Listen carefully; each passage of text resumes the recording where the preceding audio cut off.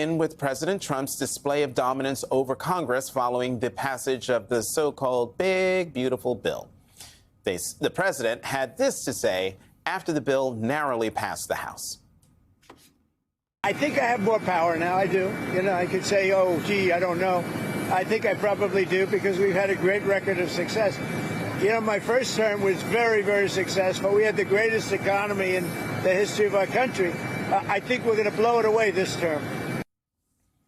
President Trump's mastery over his party comes despite warnings from Republicans that the bill was politically risky due to both the Medicaid cuts and the bill adding $3.3 trillion to the debt.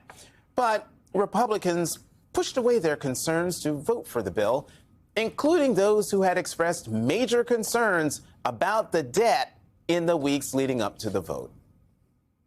I support President Trump's agenda: secure the border, build up the military, make the tax cuts permanent. I think we've got to do all these things. But let's live in reality for a second. We're running $2 trillion deficits. If we follow the path of the House bill, we'll have close to, I think, $60 trillion worth of debt in 10 years. Biden, on average, he averaged deficits of $1.9 trillion. And that's our starting point. That's apparently the new normal. I'm not accepting a new normal. And unfortunately, the big, beautiful bill pretty well accepts that new normal. Wow. Those Republicans and Trump also face the wrath of Elon Musk, who's doubled down on his threat to start a third party in the wake of the bill passing. Ooh, lots to talk about. Joining us now, Adrian Elrod, former senior spokesperson and advisor to the Harris campaign, Dana Milbank, political columnist at The Washington Post, and former Pennsylvania Congressman Charlie Dent. Folks, welcome to the weekend. I want to begin this conversation with some sound. It's 9 pithy seconds from Congressman Derek Van Orden. And what he had to say about the criticisms of people saying that, Republicans will do whatever the president wants, even though they do what the president wants. But listen, just listen. It's just too rich. The President of the United States didn't give us an assignment. It's not a bunch of little over here. Okay, I'm a member of Congress that represent almost 800,000 Wisconsinites. Is that clear? Okay, if you didn't hear because of the echo, he said the President of the United States didn't give us an assignment. We're not a bunch of little B words. Say it. I'm not saying we're not a lot of B words around here. Okay, I'm a member of Congress. I represent almost 800,000 Wisconsinites. Is that clear, Dana? No, it's not clear. To be very. And yet, brother man voted for the bill. He voted for the bill. So is he a little B word? Well, I hate to tell the congressman, but, being a little B word and being a member of Congress are not mutually exclusive at this point. Especially this go round. Is there a bigger joke than the House Freedom Caucus now? I mean, every time they roar like tigers and then they tiptoe back into their cages. Nobody's going to take them seriously again. Nobody's going to take, small government conservatism. Doesn't exist anymore. The Cato Institute, the sort of the traditional libertarian small government said this bill is going to add $6 trillion to the debt when you actually factor everything in. And for what? So you could kick 17 million people off of their health care. Congressman Dent, help me understand if you are a Republican in a purple district. Right. If you are a Republican who says that you are a moderate, the polling seemed very obvious that this was going to be politically risky. And almost all of them, other than 2 Republicans, voted for it. So, other than maybe they don't want to be called the little B words, but it does appear that they will do what Donald Trump says, no matter the political risk to them. I think it's very important for everyone to remember Donald Trump ain't got no more elections to run, right? This is it for him. They do. Yeah, I guess look, no one should be surprised that those on the hard right folded and caved under pressure from the president. They're all worried about primaries. That didn't surprise me at all. We all knew they were going to fall in line.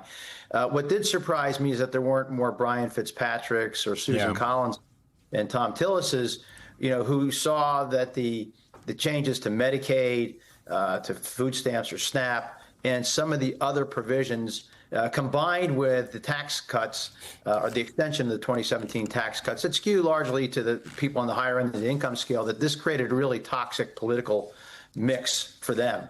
And I was just surprised that more of those folks who have, significant Medicaid populations, didn't push back on this harder. And in fact, I'm surprised they got away with this. What shocked me about this whole process was that I assumed that the Senate would actually weaken the Medicaid changes that the House made, but the Senate did just the opposite. They made them actually more onerous, more stringent.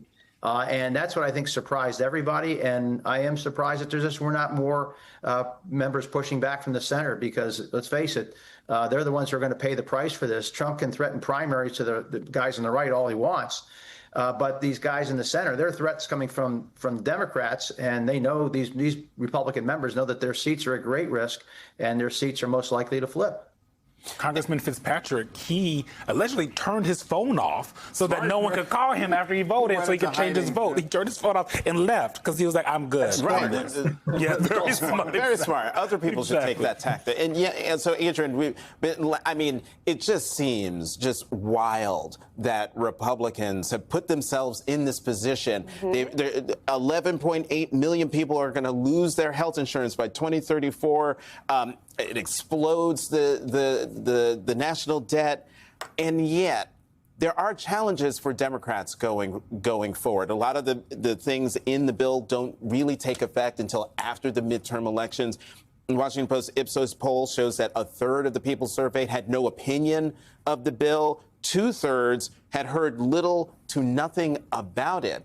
And so, will Democrats be able to capitalize? I mean, you heard former Congressman Charlie Dent. We played a sop mash of all the Republicans who talked smack about this bill. Spineless. And yet, do you think Democrats will be able to break through and get people to understand that what just happened in this town is going to take a hammer to them? They better take some of this sound and put in an ad. Yeah, I was going to say, the ads are already being written. I mean, I think they tried to pull a fast one here, Jonathan, by not enacting these Medicaid cuts until post-midterms. But also, let's not forget, post-midterms equals going into the presidential election in 2028. So this is going to be something that a lot of Americans are facing. I will tell you this. I'm from Arkansas. There are a lot of people in my state who don't realize they're on Medicaid. If you have Our Kids First children's health insurance, if you have some sort of overage plan in your insurance, even if you're a middle-class family, you are oftentimes on Medicaid. It's just not called Medicaid. I'm starting to get a lot of text messages from people saying, wait, these are Trump voters, by the way. Wait a minute, my kid is on Our Kids First, the state health insurance plan, but my kid's going to be fine, right? I'm like, no, probably not. So I think people are starting to realize the realities, even though these cuts may not go into effect until after the midterms. People are starting to plan ahead. What am I going to do? Rural hospitals have to plan ahead. And the thing that there's so many things I don't understand. I worked for the Democratic Congressional Committee during the 2006 cycle when Democrats took back the House. Yes. 20 years ago, Rahm Emanuel was the chair. Big election cycle. Nancy Pelosi became the first speaker. We would have had a heyday with this. It's a terrible thing what the Republicans have done, but there's so much that you can do in terms of pushing back on this and leveraging it to your advantage if you're the party that clearly is very opposed to this. At the end of the day, I think Republicans think that maybe people will just forget, or maybe they're not going to realize this. But what I don't understand, what still baffles me to this day and will continue to baffle me, is the very people who voted for Donald Trump in a lot of these states are the ones who are going to suffer at the Republican hands of voting for this bill. Now, this is a question I had for you, Dana, because Trump has done really well with lower income Americans kind of across the spectrum, right? Changed some of the ways that we think about the Republican Party and who their voters are.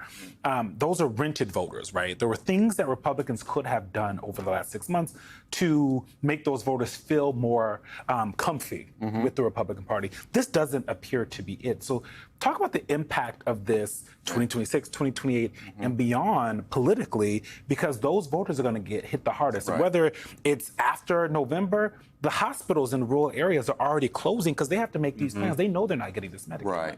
Right. So when we talk in terms of the midterm, okay, the actual bill's probably not going to have a huge impact because of these reasons that they've postponed the pain. But they've also postponed any benefit, really, to, Trump will talk about a huge tax break, but most Americans aren't going to feel that. They're not going to feel any real change in their taxes. But what I think they will feel is, like after Obamacare was passed, anything bad that happened with health care, even if it had nothing to do with Obamacare, was blamed on Democrats. And so I think in a parallel way, the Republicans will now own whatever bad thing happens with health care, what happens with people unable to get nutrition assistance, food stamps, housing. So I think they've taken on, like, this all belongs to the Republicans right now. Now, the long-term effects will be disastrous. Trump doesn't care; he'll be gone, and these, the poor, weak people of the House Freedom Caucus are just worried about tomorrow and the next election. So, I mean, this is one we're going to be talking about years hence, not just next year.